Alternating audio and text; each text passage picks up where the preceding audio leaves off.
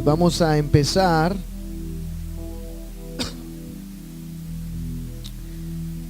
y vamos a estar hablando sobre estamos continuando el tema que estamos hablando. I'm waiting for you, Brother Edwin, please. Brother Edwin, I'm waiting for you to put my presentation. Estamos hablando sobre lo que hemos estado escudriñando, se puede decir, en los últimos servicios. Hemos estado hablando sobre lo que llamamos el hombre de pecado. Hemos hablado sobre las 70 semanas del profeta Daniel.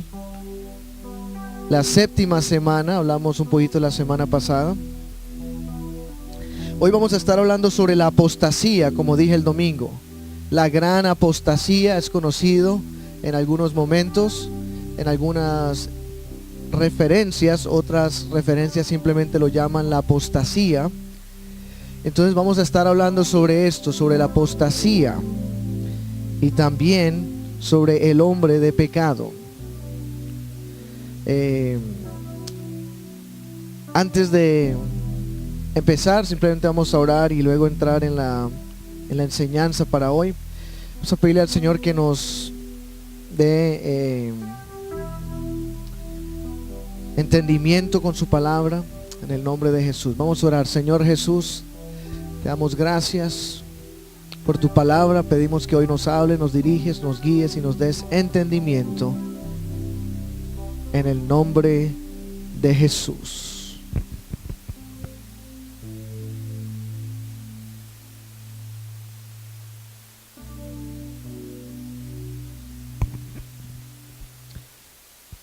Gloria a Dios. Pueden sentarse, hermanos y hermanas. Ok. Entonces, estamos escudriñando este tema de lo que es, se puede decir, las profecías sobre los últimos días. Estamos hablando de profecías que aún no se han cumplido. Como dijimos la semana pasada, estamos esperando todavía la última semana de Daniel. 69 semanas ya han sido cumplidas y estamos esperando una semana. Estamos esperando la última semana. Se puede decir que esta última semana es conocida también como los últimos 7 años del tiempo en la tierra. De este tiempo en el que estamos, de esta, se puede decir, de esta dispensación. La razón que estamos escudriñando este tema es prácticamente por lo que está sucediendo en el mundo entero ahora, el mundo profético. Estamos viendo muchas cosas proféticas cumpliéndose. Amén. Estamos viendo una manifestación violenta en el Medio Oriente, conocida como Islamic State. Estamos viendo el desarrollo de un grupo que no es muy amistoso a Israel. Y sabemos que una de las cosas que es conocido como los últimos días es que el anticristo y su gobierno van a tratar de destruir completamente a Israel. Amén. Entonces vamos a hablar un poco sobre esto, lo que es la apostasía, porque la apostasía ocurre antes del tiempo del fin. Yo sé que han habido muchas apostasías, pero hay una apostasía específica que viene antes de los tiempos del fin. La escritura nos dice, y esto es Daniel 11:30, dice que, y este es el versículo 30 y 32, vendrán contra él las naves de Quitim. Eso está diciendo, vendrán contra el anticristo las naves de Quitim. Y él será intimidado, el anticristo va a ser intimidado. Y volverá y se indignará contra el pacto santo. El anticristo se va a indignar contra el pacto santo y hará según su voluntad y se volverá y se entenderá con los que abandonen el pacto santo. Escuche lo que está diciendo. Él va a indignarse contra el pacto santo. El pacto santo es el pacto entre Dios y el pueblo de Israel. Y es el pacto también que está sobre la tierra de Israel. Usted tiene que entender que la tierra de Jerusalén es una tierra de pacto. Amén. El Señor hizo un pacto con David y le dijo que va a tener un rey para siempre en su linaje. Esto es cumplido en Jesús el Mesías, reinando por la eternidad, siendo simiente de David. Pero la tierra tiene un pacto. Jerusalén tiene un pacto. Y la razón que no ha sido completamente abrogada, o sea, de que hoy en día la tierra aún no ha sido destruida por completo, es porque el pacto que Dios tiene con esa tierra. Es porque Dios ha prometido proteger esa tierra. En los últimos días, el anticristo va a indignarse contra esta tierra y va a tratar de destruirla por completo, de abrogarla por completo, y se va a indignar contra el pacto santo. Dice, se indignará contra el pacto santo, hará según su voluntad, y volverá y se entenderá contra los que abandonen el pacto santo. O sea que él va a manifestar su odio al pacto santo, pero al mismo tiempo la escritura dice que van a haber personas que van a abandonar, diga la palabra abandonar, abandonar el pacto santo. Amén. Usted tiene que comprender dónde está ocurriendo esto. Esto no está ocurriendo en Estados Unidos. Amén. Esto no está ocurriendo tampoco en Roma. Porque en realidad en Roma no hay pueblo santo, es en Jerusalén. Esa es la ciudad del pacto santo. Amén.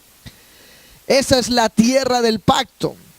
No es Roma, no es New York, no es London, no es ninguna de las grandes metrópolis de la tierra. En realidad es Jerusalén, una ciudad chiquitica en la mitad de la tierra. Y es la ciudad del pacto santo.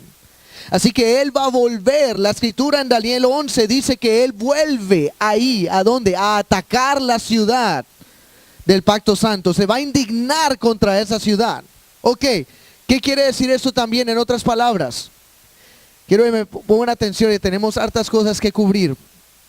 Pero recuerde que cuando hablamos de la séptima semana de Daniel, dice de que a la mitad de la séptima semana, o sea, 3 años y medio adentro de los últimos 7 años, dice que el anticristo va a violar el pacto que ha hecho. ¿Ok? Va a violar el pacto. O sea, de alguna forma Israel va a ser permitido construir el templo de nuevo en este pacto que el anticristo va a hacer con ellos.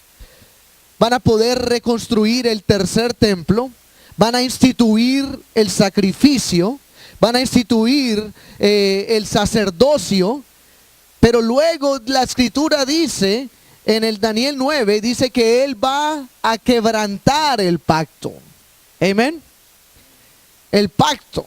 Y esto está tratando esto, donde dice que él se va a indignar contra el pacto. O sea que él va a volver y va a acabar lo que les permitió hacer, que era restituir el pacto entre Dios e Israel. ¿Ok? Y van a acabarlo, va a impedirlo, va a destruir ese pacto que ellos tienen. Y va a haber también un grupo de personas que van a abandonar el santo pacto. ¿Ok? Yo sé que en su mente y nuestras mentes también, nosotros nada más pensamos como el bautismo, y que eso es todo. O sea, de que estas personas en Jerusalén no tienen ningún derecho de Dios. Pero eso no es verdad. Es más, los judíos nunca son llamados apóstatas. No hay ni en la escritura, el apóstol Pablo nunca llamó a los judíos apóstatas. Porque nunca, en realidad, él dijo que abandonaron la fe. Dijo que no creyeron en el Mesías, es diferente. Que están cegados y no vieron la luz del Evangelio, es diferente. Pero ellos continuaron en el pacto que Dios le dio en el monte Sinaí. Amén. Así que ellos nunca son conocidos como apóstatas. Pero si los judíos en la tierra de Israel abandonan el pacto que hasta ahora están guardando, sí estarían apostatando lo que Dios les dejó a ellos en el monte Sinaí. Ahora, entonces dice, abandonen el pacto santo y se levantarán de su parte tropas que profanarán el santuario. Esta es la mitad de los últimos 7 años, 3 años y medio. Él va a venir, los va a parar que abandonen el pacto santo. Va a profanar el santuario, la fortaleza, quitarán el continuo sacrificio y pondrán allí la abominación que hace desolación. Y aquellos impíos violadores del pacto los inducirá. Mire lo que dice. Y los impíos. ¿Quiénes son los impíos? Los que violaron el pacto. ¿Ok? O sea, los que se entregaron a la bestia. Los que se entregaron a este ser. Se están entregando a él. Han abandonado el pacto. Amén. Ahora Daniel los llama inicuos. ¿Por qué? Porque violaron el pacto. ¿Y cómo lo violan? Porque dice, los inducirá en la apostasía. ¿Por medio de qué? Halagos. Los inducirá en la apostasía por medio de halagos. O sea que este ser va a convencerlos por medio de halagos y diferentes cosas que abandonen ese pacto. Que abandonen ese pacto. Y eso es parte de lo que estamos conociendo y lo que estamos esperando en los últimos días como la apostasía. Yo sé que en nuestra mente occidental nosotros tenemos un problema. Déjame decirle cuál es nuestro problema. Como lo dije el domingo y no sé cuántos servicios lo he dicho. Para nosotros el Papa es el anticristo. Eso es lo que se ha enseñado por generaciones. Y como he dicho antes, todos los papas han sido el anticristo. Todos los presidentes de Estados Unidos han sido el anticristo. ¿Por qué? Porque vivimos acá.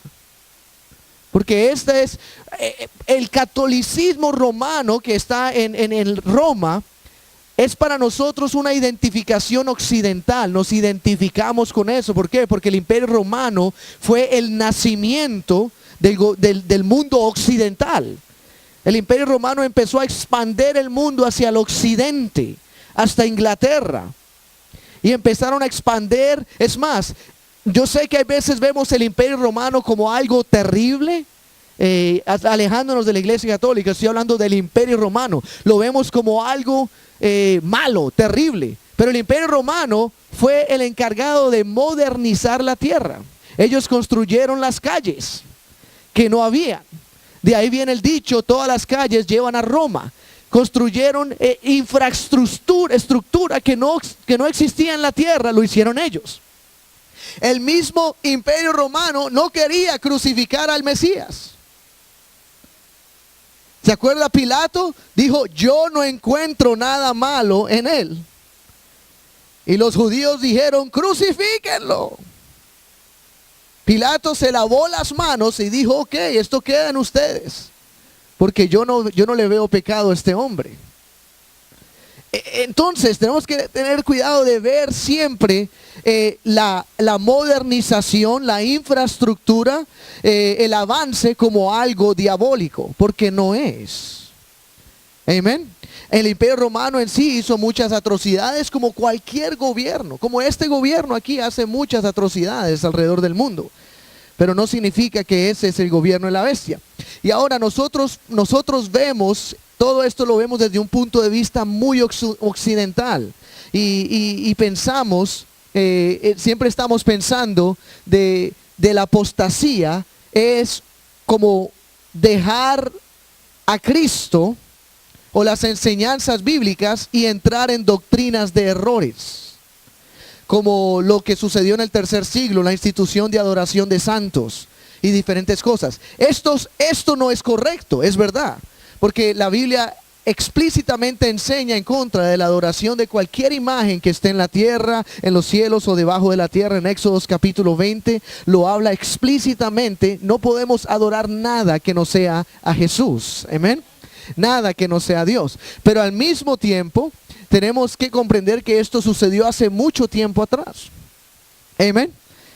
Y esto no es la apostasía. Esto fue una forma de apostasía, una forma de alejamiento a lo verdadero. Es más, el apóstol Pablo dice que en los postreros tiempos algunos se alejarán de la fe, escuchando doctrinas de demonios, ¿ok? Entonces las doctrinas de demonios han venido por todas las generaciones, han venido doctrinas de demonios. Por todas las generaciones que han tratado de llevar a la gente a cosas que no son de Dios. Una de esas cosas que no era de Dios era, como dije, la adoración de santos, porque no es bíblico, es más, es en contra de Dios venerar cualquier cosa que no sea Dios. Amén. No hay nada que Pablo pueda hacer por nosotros, ni Pedro, ni Juan. Ellos son seres que están descansando en el Señor, tal como nuestros padres que han servido a Dios, como cualquier otra persona que tú conozcas que ha servido a Dios. Amén. Pero entonces, cuando hablamos de la apostasía, es inducida específicamente por el anticristo, porque a eso es lo que dice Daniel. Él los inducirá en la apostasía. Ahora vamos a la próxima escritura. Esto es la perspectiva del apóstol Pablo. En 2 de Tesalonicenses 2, versículo 1.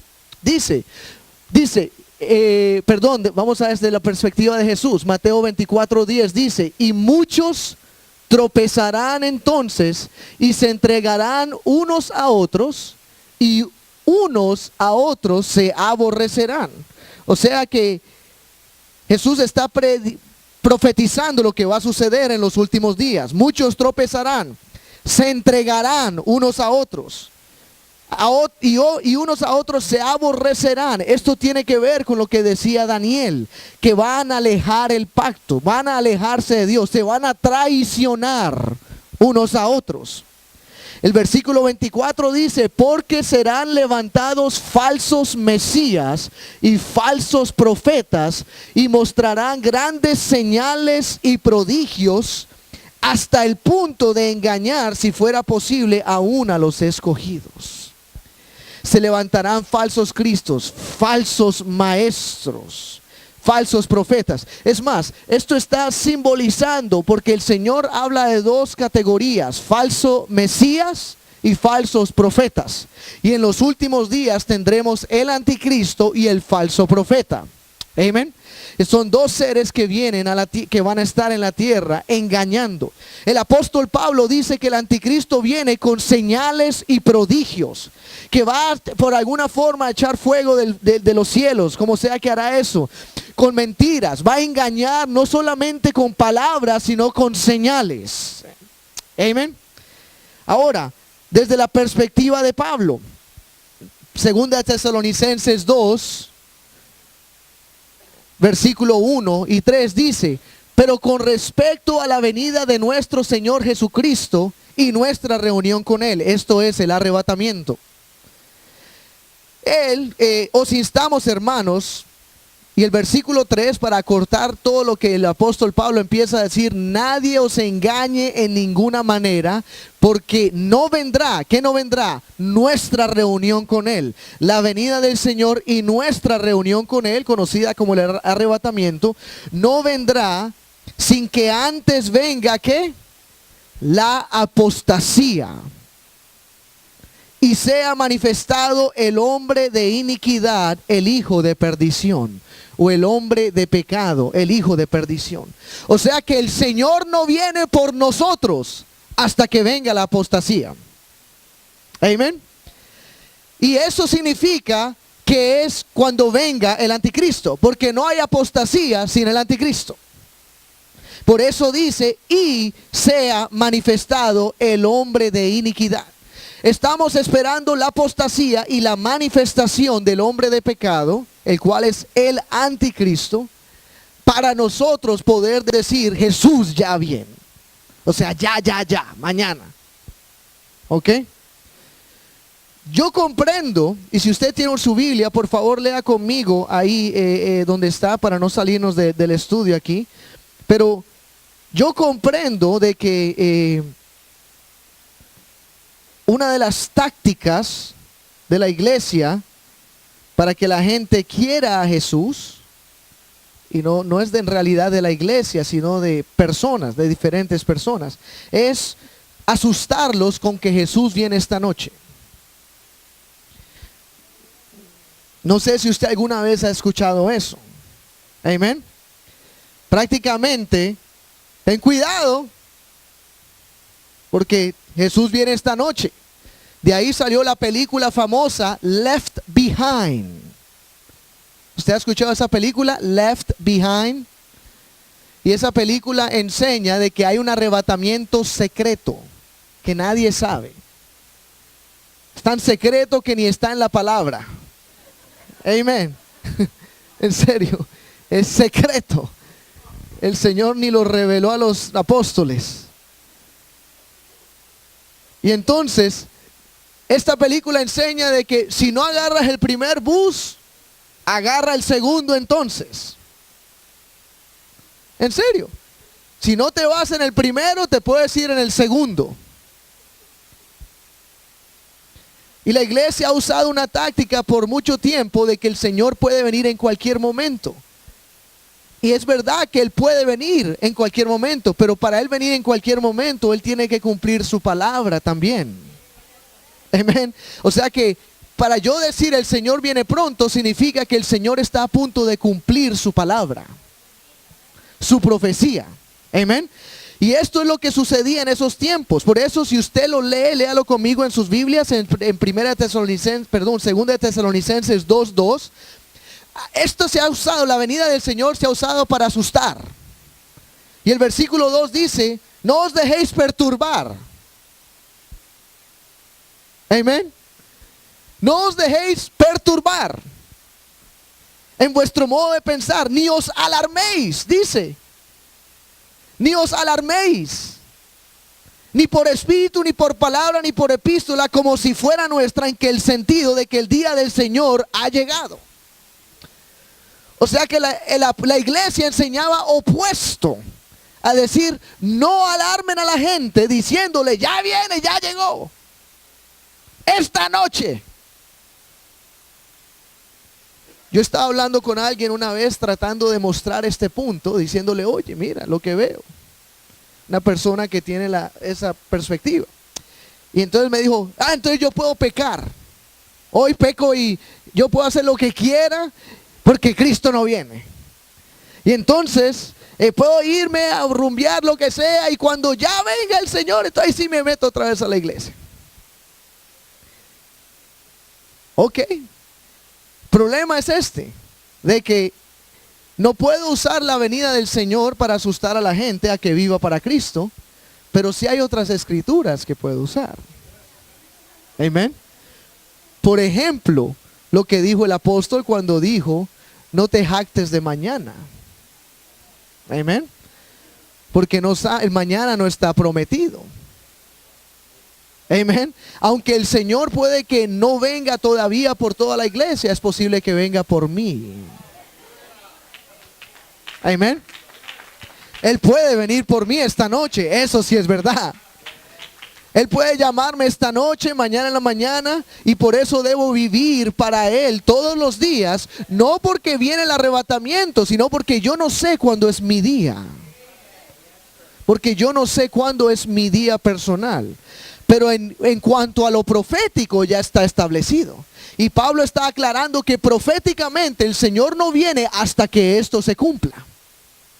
Amén. Él no viene porque Él lo escribió en su palabra. Él está atado a su palabra. Él se lo dio a Daniel. Le dijo las semanas, le dijo los tiempos. ¿Cuándo vengo? No le dio el día y la hora, pero sí le dio la temporada. Amén. Sí dio la temporada. Ahora, aquí dice que viene la apostasía y va a ser manifestado el hijo del pecado, el hombre de pecado, el hijo de perdición. Esta es una forma de describir al anticristo, el hombre que se opone a lo que es Cristo. Ahora, usted tiene que saber quién es el anticristo. El libro de Juan nos dice quién es. Dice que el anticristo es el que niega, amén, que Jesús es el Cristo. Ese es el anticristo, que niega específicamente que Jesús es el Mesías. Amén. Ese es el anticristo, que niega que Cristo vino en carne, o sea que Dios fue manifestado en Jesús. Ese es el anticristo. Y dice, el que niega a Jesús niega al Padre. Amén. ¿Qué es lo que el anticristo hace? Él viene a enseñar una doctrina que niega la deidad de Cristo, que niega la divinidad de Cristo y que niega que Él es el Mesías. Ahora, hay una religión hoy en día que niega que Jesús es el Mesías y no es el catolicismo. Amén. Yo, como he dicho muchas veces, el catolicismo desafortunadamente se ha desviado mucho por la institución de adoración de santos, el papacy, o sea, de venerar a un hombre en la tierra, arrepentirme a un hombre. Todas esas cosas no están en la Biblia. Bautizar bebés, todo eso no está en la Biblia. Sin embargo, hay una religión, la cual se llama el Islam, que enseña específicamente que Jesús no es el Mesías, sino que es un profeta. Es más, el Islam enseña que en los últimos días viene el Mahdi, que es el anticristo o la bestia para nosotros, para ellos es el Mesías. Y que viene, y mire lo que dice, que viene el Mesías de ellos, pero viene acompañado por un profeta. Y adivine quién es el profeta, conocido como el Cordero de Dios. Eso enseña el Islam, que el Cordero de Dios no es el Mesías, sino que es un profeta. Y ellos están esperando a otro Mesías, el cual no es el Cordero, sino es otro. Y ese es exactamente el espíritu del anticristo, que enseña que Jesús no es el Mesías. Amén. Que Él no es el Mesías. Cualquier religión que enseñe que Jesús no es el Mesías, desafortunadamente está uniéndose con el espíritu del anticristo. Ahora, vamos a ir a un resumen rápidamente. Viene una apostasía, eso lo sabemos. Daniel 11:30 dice que sucederá en los tiempos del hombre de pecado. Esos son los tiempos de la apostasía, porque él se entenderá, el anticristo se entenderá con los que abandonan el pacto santo. Y a esos violadores del pacto los inducirá en la apostasía. Eso dice Daniel 11:30. También Jesús dice que se entregarán unos a otros. Y también dice que esta apostasía, o prácticamente esta apostasía, demuestra una traición al pacto de Dios con Israel. Es una traición al pacto de Dios con Israel. Ahora, ¿quién es este hombre de pecado? ¿Y de dónde proviene? Esta es una escritura muy importante en el mundo de la profecía. Quiero que usted la marque en sus Biblias. Es prácticamente una de las escrituras más importantes para identificar de dónde viene este hombre de pecado y cuál es su reino. Amén. Yo en el pasado también me he adherido a la posición tradicional. ¿Cuál es la posición tradicional? De que el imperio del anticristo es Roma, el imperio romano. Esa es la posición tradicional. Esto lo vamos a hablar el próximo jueves, donde vamos a tratar de terminar ya esta serie el próximo jueves. Pero la posición tradicional es que es el imperio romano, de que ese es el imperio del anticristo. Ahora, esta escritura nos lleva a revelar algo un poco diferente. Dice, después de las 62 semanas se quitará la vida al Mesías, mas no por sí. Aquí está. Y el pueblo de un príncipe que ha de venir destruirá la ciudad y el santuario, pero su fin será como una inundación. Ok. Es el enfoque que quiero que vea, es el pueblo de un príncipe que ha de venir, destruirá la ciudad y el santuario. ¿Ok? Vamos a repetirlo de nuevo. El pueblo de un príncipe que ha de venir, destruirá la ciudad y el santuario. Quiero que note un par de cosas aquí. Daniel está profetizando algo que sucede al final de las 69 semanas, que es la destrucción de Jerusalén en el año 70 después de Cristo. Jesús lo profetizó, le dijo a sus discípulos, ¿ven estas paredes? No va a quedar ni una. Hablándole de la ciudad santa y del santuario. Jesús le dijo, no va a quedar piedra sobre piedra acá. ¿Cuándo sucedió? Jesús murió 33 después de Cristo, sucedió en el año 70 después de Cristo, con la invasión del general Tito. ¿Ok? Yo sé que tiene un nombre bonito, cute, pero no era tan cute. Este era un general bien poderoso. En inglés suena mejor, Titus. Ahí sí suena como un guerrero. Titus. Pero en español, Tito. General Tito.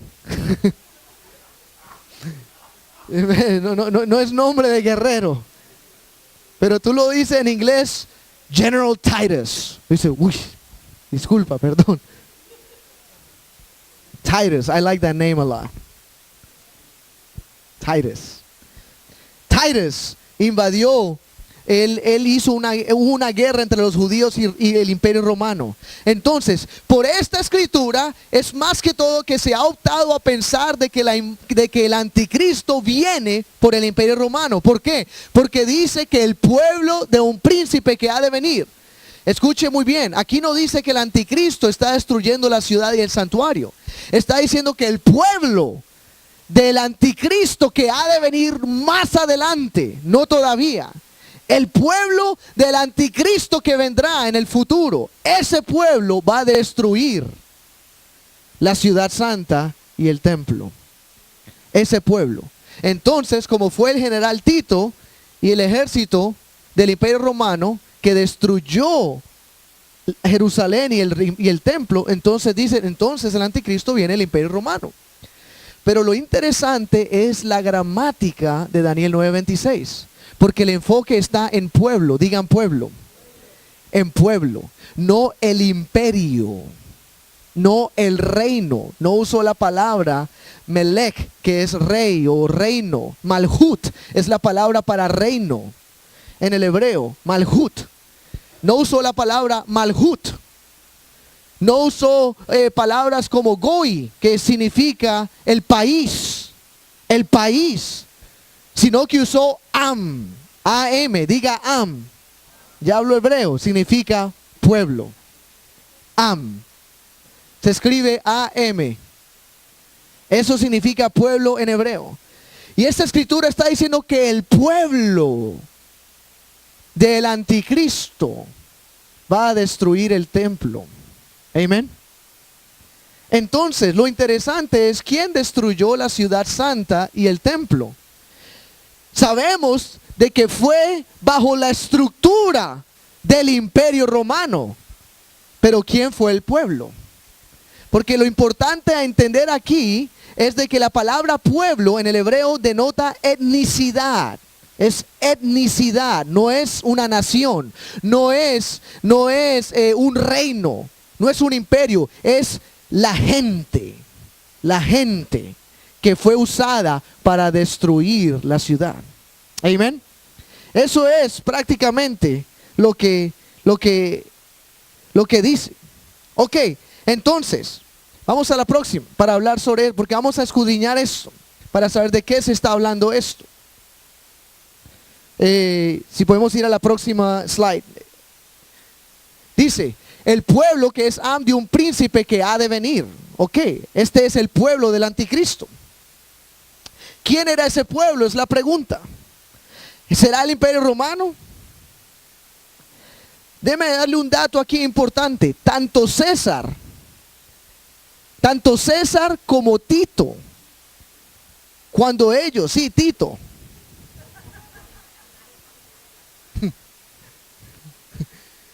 tanto César como Tito, cuando suena chistoso, es de Tito. Digo, para un guerrero, ¿no? O sea, si una persona se llama Tito no tengo ningún problema. Pero imagínate esto. Cuando cuando el Imperio Romano en esta guerra con Jerusalén fueron y tuvieron esta guerra en Jerusalén, tanto César como Tito ordenaron que pararan y que no destruyeran el santuario. Le ordenaron al pueblo que estaba peleando, le dijeron: paren, no más, queremos preservar el templo. Y el general Titus él trató de convencer al ejército de que por favor pararan lo que estaban haciendo, porque ya habían cruzado las líneas de lo que ellos querían hacer. Y esto está escrito también en la historia. Pero ahora vamos a ver quién era este pueblo. Esto lo voy a traducir. Esto trata del pueblo que destruyó a Jerusalén. Ahora quiero leerle un tratado de Tacitus o Tacitus. Este es un historiador. Ahora este historiador dice, voy a leerlo en inglés, luego lo traduzco. Dice: Titus Caesar found in Judea 3 legions, the 5th, the 10th, and the 15th. To these he added the 12th from Syria, and some men belonging to the 18th and 3rd, whom he had withdrawn from Alexandria. This force was accompanied by a strong contingent of Arabs who hated the Jews with the usual hatred of neighbors. Entonces este historiador enseña de que el ejército que entró a destruir a Jerusalén no venía de Italia. Déjeme decir la historia de este ejército. En el año primero, o sea, en el primer año después de Cristo, el ejército era más que todo compuesto de personas de Italia, o sea, de la nación. Eran romanos en sí.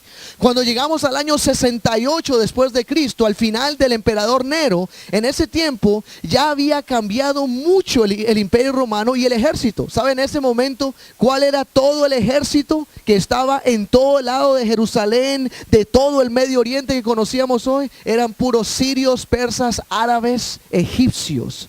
Y ese era el ejército del imperio romano. Ese era el ejército que dominaba. Y por eso aquí se dice lo que decía, que esto contenía muchos árabes que odiaban a los judíos. Ahora, ahora usted va a escuchar de Flavio Josefo, que es el historiador judío. Flavio Josefo dice, so Vespasian sent his son Titus, who came by land into Syria, where he gathered together the Roman forces. Dice que Titus fue a Siria y compuso el ejército romano. ¿De dónde? De Siria. De ahí es donde él acopiló el imperio, el ejército romano que fue a pelear contra los judíos. No vinieron de Roma, no vinieron de Italia, no vinieron del lado occidental del imperio romano, sino del lado oriental del imperio romano. Y por lo tanto eran personas árabes. Entonces agarró las fuerzas romanas de Siria, with a considerable number of auxiliaries from the kings in the neighborhood, y con auxiliares de los reyes de ese barrio, de ese lugar, o sea, las naciones alrededor de Israel. Y de ahí es donde él tomó prácticamente el ejército que vino a invadir a Jerusalén. Así que usted tiene que tener en cuenta aquí prácticamente de que el imperio romano, este ejército romano que vino a conquistar, era un ejército que no era del occidente de Italia, sino que eran puros árabes.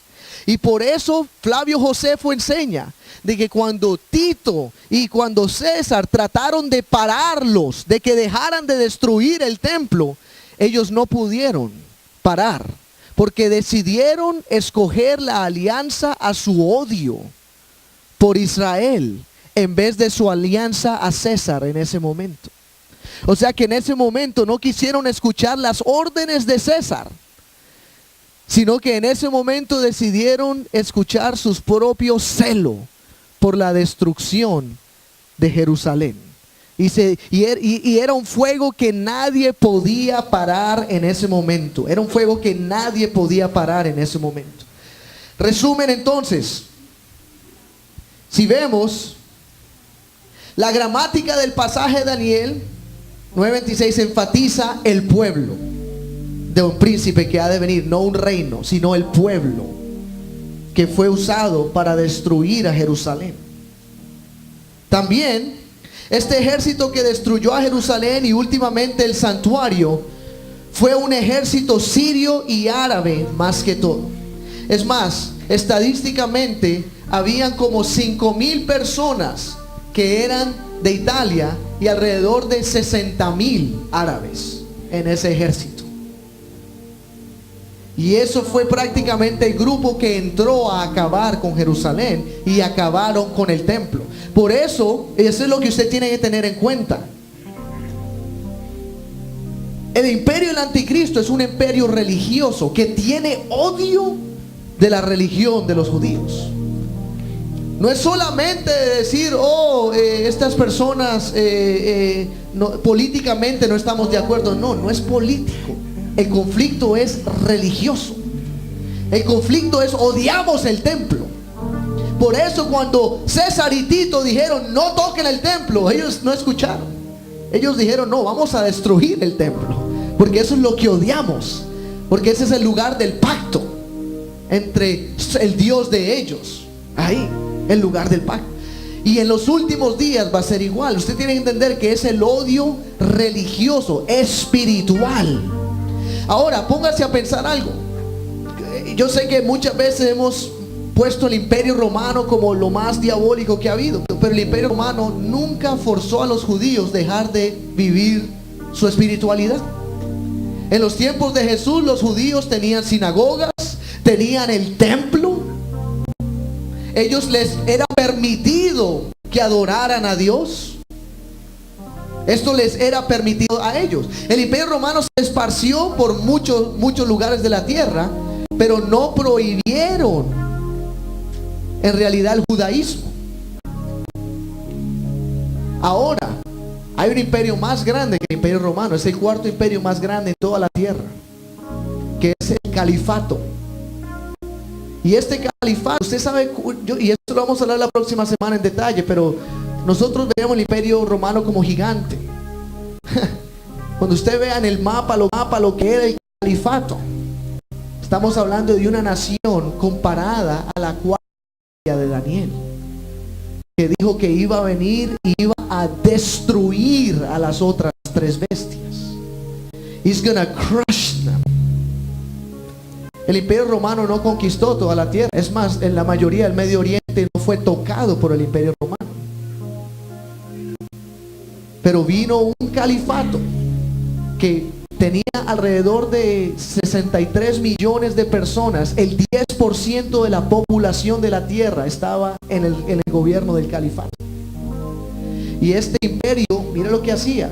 No solamente entraban y dominaban y los dejaban quietos, no. Destruían toda iglesia, toda sinagoga y instituían el Islam. O sea, ellos venían a acabar con todo e instituir el Islam. Y eso es el gobierno del anticristo. Lo que él va a querer hacer es instituir eso. Es instituir y forzar, obviamente, su religión. De que Alá es grande, supuestamente. Entonces, el hombre de pecado viene de descendencia del Medio Oriente y no europea o americana. El conflicto es ahí en el Medio Oriente. El conflicto no es aquí. ¿Amén? El conflicto es en el Medio Oriente. Ese es el lugar. Y ahí es donde viene él. De ahí es donde se levanta. De su pueblo, de los árabes. De los que odian a Israel. De los que quieren destruir a Jerusalén. De ahí se levanta él. Ese es el lugar de su nacimiento. Ese es el lugar de su imperio. Ese es el lugar de su reino. El libro de Daniel explica que van a haber una alianza de 10 naciones árabes que se van a unir. Y esa es la confederación del anticristo. Y eso es prácticamente lo que está tratando de formar de Islamic State. Por eso lo llaman Islamic State. ¿Qué significa? cuando tú dices la palabra state, es como decir nación. Ellos se refieren a la palabra state como nación. Es como decir the Islamic nation. The Islamic state significa que estamos creando una nación. Y están avanzando en Siria, en el río Éufrates. Están avanzando en Irak, en Afganistán, en Irán. Están avanzando en toda esta área, tomando lugar. ¿Para qué? Para establecer el último califato, donde va a venir su Mesías, su Mahdi, el cual va a ser un hombre no de paz, es un hombre de guerra. Que nos pongamos de pie para terminar. Quiero explicar, y esto lo que estoy explicando, esto es para desenvolver los nudos que hay en la mente. ¿Por qué? Porque hay muchos nudos. Cuando hablamos de la marca de la bestia en Estados Unidos, todos pensamos en un chip. Inmediatamente. ¿Por qué? Porque es como hemos sido condicionados de una mentalidad occidental. Yo en realidad no estoy interesado en ponerme un chip. ¿Por qué? No es porque sea la marca de la bestia, sino porque no me gusta. Me parece como robótico. Como tener un computador metido ahí. I don't want. Yo hago, cuando yo me voy a dormir, para que entiendan cómo soy yo desenchufo de Wi-Fi en my house. Yo no solamente, yo agarro the Wi-Fi and I unplug it. ¿Por qué? Porque no quiero estas waves, ondas, Wi-Fi molestando mi sueño. Porque es como radiación, es todo lo que hay. Las luces son radiación, esta pantalla es radiación, todo es radiación. Entonces yo quiero eso en mi sueño. Entonces yo apago todo, desenchufo de Wi-Fi, Bluetooth, nada. Mejor dicho, el teléfono lo pongo en el hallway. ¿Por qué? Porque no me gusta todas estas cosas interrumpiendo mi sueño. Yes. Pero es tecnología, no es la marca de la bestia. Al mismo tiempo eso sería un chip, es tecnología. ¿Ok? Y tenemos que desenvolver muchos nudos, porque nosotros solamente pensamos desde una mentalidad occidental. Y usted tiene que entender de que esto es algo religioso y espiritual. Es un odio y es un conflicto espiritual entre Ismael y Isaac. Yes. Ese es el conflicto. Yes. Entre Ismael e Isaac. Yes. Y por ahí viene el anticristo, es por Ismael. Yes. ¿Comprenden? Yes. Ese es el conflicto que tenemos hoy en día, y por ahí se va a cumplir el conflicto. Yes. Entonces, tenemos que comprender de que también teníamos la mentalidad de que el anticristo es un hombre de paz, que él va a resolver todo, que va a ser como el que va a ganar el premio Nobel de la paz, y que luego va a decir, oh, ups, no soy de paz, soy de guerra. No, yo estudiando el libro de Daniel me he dado cuenta que en ninguna parte lo muestra como un hombre de paz. Es un hombre de guerra. Desde el principio es un hombre de guerra, hasta el final es un hombre de guerra. Y su religión es una religión de guerra, porque dice que va a honrar al Dios de las fortalezas. O sea, el Dios de guerra va a honrar él. Cuando yo estoy viendo estos documentales sobre el Islam, algo que me parece increíble es de que ellos unen la violencia y Dios, van unidos, mano a mano. Cuando tiran bombas, empiezan a gritar, Alá es grande. Cada bomba que tiran. Y todos, estoy hablando de los rebeldes, los de Islamic State, los dos grupos hacen lo mismo. Gritan, Alá es grande, decapitan a alguien, Alá es grande, tiene una bomba, Alá es grande, un misil, Alá es grande. Hablando, son jóvenes que están y se ríen y todo, traen estas cosas. Han hecho, los rebeldes han hecho, los que están batallando Islamic State, han hecho mortars grandísimos hechos en casa. Y tú los escuchas hablando diciendo, oh no, estamos pidiendo que Dios nos ayude a destruirlos a ellos. Y el otro grupo también, oh, que Alá nos ayude para que esta bomba caiga ahí donde están ellos. Y Alá esto y Alá aquello y todo es gloria a Dios. Alá es el más grande y los va a destruir, los va a acabar y les vamos a cortar las cabezas. Alá es grande. Así es todo lo que hablan sobre cada Alá es grande y los vamos a matar y de tanto niños, adultos, todos van a morir, y niños chiquitos, adultos, grandes, todos diciendo lo mismo. ¿Por qué? Porque es una religión de guerra. Yes. Y ese es y hay un odio, y ese es el odio del anticristo. Amén. Yes. Ese es el odio que va a ser manifestado ahí en esa, que ya está siendo manifestado, y por ahí viene ese anticristo.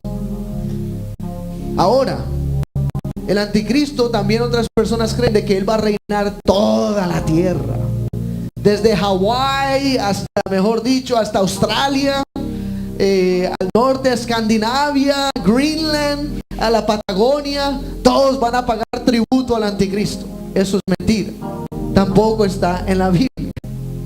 Él no va a tener un gobierno global, the one world government. No, eso es lo que quiere hacer mucha gente, sí, porque están sedientos de poder, pero la palabra habla del número de su gobierno. Va a ser una unión de 10 naciones, y luego va a tener asistencia de otros reyes a su alrededor, una confederación.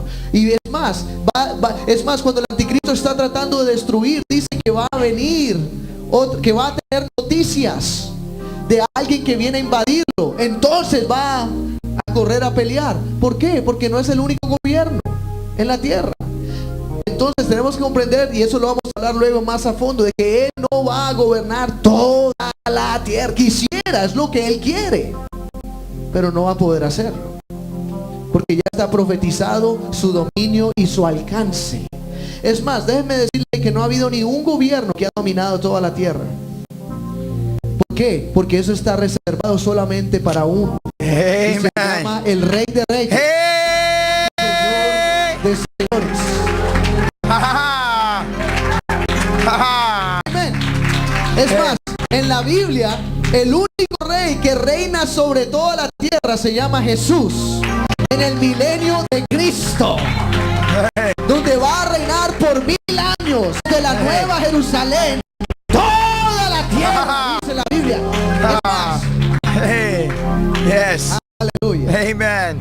Usted tiene que comprender las palabras en el griego también usadas. Cuando se habla del anticristo, se habla de lenguas, tierras, naciones. Cuando se habla del Señor Jesús, dice el cosmos. Va a reinar sobre todo el cosmos. El anticristo va a tener un dominio local. El Mesías va a tener un dominio absoluto y totalitario. Va a reinar su bondad, va a reinar el bien, va a haber paz por 1000 años. Amén. El león se va a acostar al lado de la oveja. No va a haber guerra, no va a haber mal en ese entonces. Cuando si Jesús reina, no hay nada malo. Amén. Y él viene a mostrarnos su dominio y su reino. Aleluya. Amen. Y ese es el Rey de Reyes que estamos esperando. Amen. Y cuando el anticristo venga y tome su dominio, nos damos cuenta que ya viene el Rey de Reyes. Porque la Biblia dice que cuando el hombre de pecado sea manifestado, el Señor lo va a consumir con su aparición, con su venida. Amén. Y con el aliento de su boca va a ser consumido este hombre de pecado, y no será más. Aleluya. Y con él vendrán los santos, los ángeles de Dios, vendrán todos los hijos de Dios, van a ser levantados y vamos a reinar con Jesús. Amen. Amen. Oh, aleluya. Yes. Gloria al Señor. Aleluya. ¿Por qué no venimos aquí adelante un momento y adoramos un momento a ese Rey de Reyes, ese Señor de Señores? Déjeme decirle, no hay nadie como nuestro Señor Jesús. Él es el verdadero Rey. Yes. El anticristo simplemente quiere venir a tomar los reinos de la tierra, pero va a quedar corto. ¿Por qué? Porque al Señor Jesús le es merecido. El Señor Jesús le es dado todos los reinos de la tierra. Aleluya. Él es el Rey sobre todo dominio, sobre todo imperio, sobre toda potestad, sobre todo nombre que se menciona. Es nuestro Señor Jesús. Aleluya. Él es el que está sentado sobre el trono. Amén. Él es, aleluya, el Rey de Reyes, como lo dice la Escritura. Él es Señor de señores. Aleluya. Dice que al nombre de Jesús toda rodilla se doblará, en los cielos, en la tierra y debajo de la tierra, y toda